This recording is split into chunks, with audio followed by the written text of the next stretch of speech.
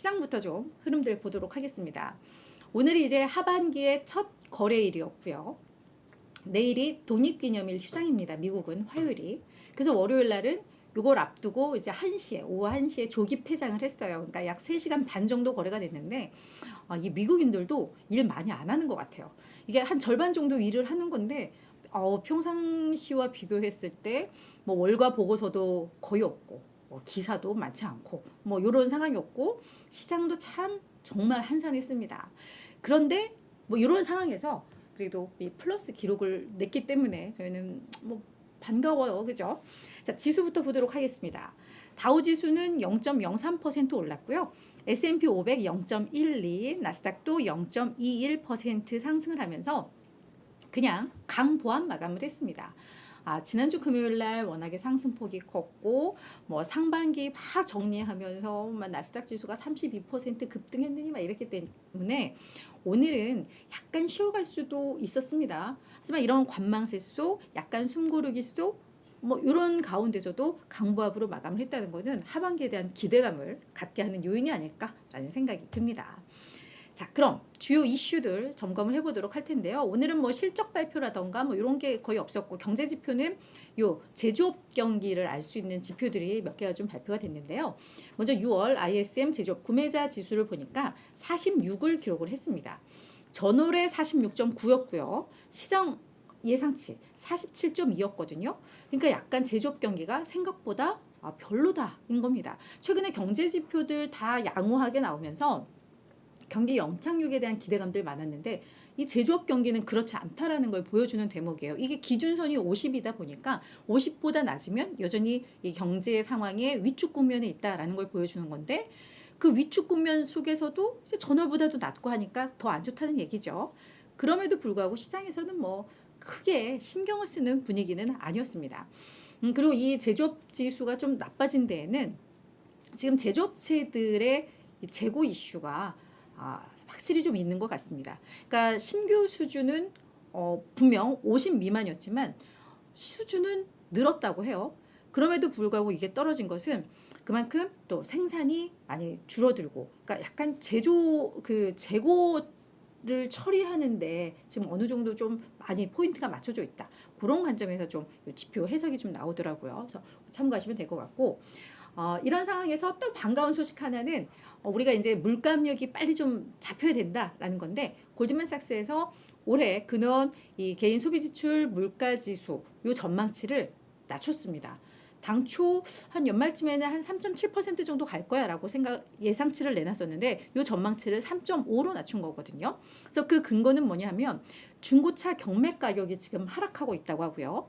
아파트 임대료 가격도 하락하고 있다고 합니다. 거기에다가 이 노동시장의 공급과 수요 이게 예전에는 너무 불균형했는데 아직까지만 완전 균형은 아니지만 점점 균형을 향해서 가고 있다. 이런 점을 봤을 때 물가가 당초 생각했던 것보다는 조금 더 많이 둔화될 것이다 라고 이야기를 한 겁니다. 요거는 뭐 호재로 저희가 인식을 할 수가 있겠죠.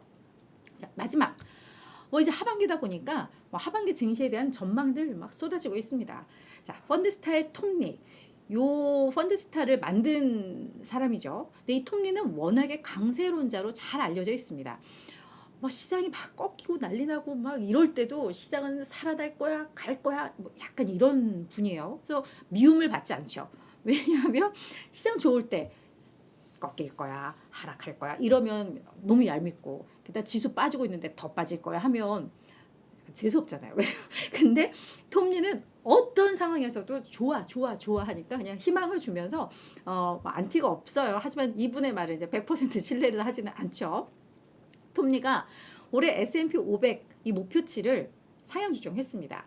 당초 4,750으로 생각을 했는데 이거를 4,825로 높인 건데요. 일단 S&P 500의 지금까지 사상 최고치였던 게 4,821이니까 아마 올해 하반기에 사상 최고치를 경신할 거야 라고 언급을 한 겁니다. 그래서 하반기에 약 8% 정도 추가 상승할 거야 라고 이야기를 한 건데 지금 월가 컨센서스가 4,227이거든요. 그러니까 월가 전반적으로는 좀 더 빠질 거야 라고 하는데 톰리는 아니야 더 올라갈 거야 라고 언급하는 게 일단 인플레이션이 둔화가 되고 있고 생각보다 시장에 현금이 많아. 그게 다 주식시장으로 올 수 있어 라고 언급을 했고, 그러면서 1950년 이후의 데이터들을 봤더니 전년도에 지수가 빠졌어. 그랬는데 상반기 때 10% 이상 상승을 했어. 요랬던 경험이 한 9번 정도가 있는데 요 9번의 하반기 평균 수익률을 봤더니 12%더라. 그러면은 사실 5,000포인트까지도 기대할 수 있다는 건데 나는 조금 더 낮춰서 4,825까지는 갈 수 있을 것이라고 본다 라고 전망을 한 겁니다. 근데 이제 톱니만 이렇게 얘기했으면 그래 하고 넘어갈 수 있을 텐데요. 관련된 내용들이 비슷한 내용들이 꽤 나왔습니다. 그래서 이 뱅크 오브 아메리카의 스티븐 서트마이어 기술 분석가인데, 뱅크 오브 아메리카는 시장에 대해서 약간 보수적으로 보는 상황인데 그런 하우스에서 이런 의견을 낸 거니까 이건 또 볼 필요가 있죠. 그래서 요 기술 분석가는 하반기에 강력한 랠리를 난 예상한다 라고 하면서 그 이유들을 언급을 하고 있습니다. 본인이 봤더니 앞서 이제 톱니 거하고 좀 비슷해요. 그래서 S&P 500이 견고한 상반기를 보냈고 하반기에도 이러한 연속성이 유지가 될 것인데, 그동안 역사적으로 봤을 때 그래 상반기 때 너무 좋았으면 하반기에도 그걸 연속해서 가더라 라고 이야기를 하면서 1946년 이후의 데이터를 봤더니 전년도에 지수가 하락을 했고 상반기 때 10% 이상 상승했을 경우, 앞서서 이제 톱니하고 비슷하죠. 연간 20% 이상 상승한 비율이 68%에 달하더라 라고 언급을 하고 있습니다.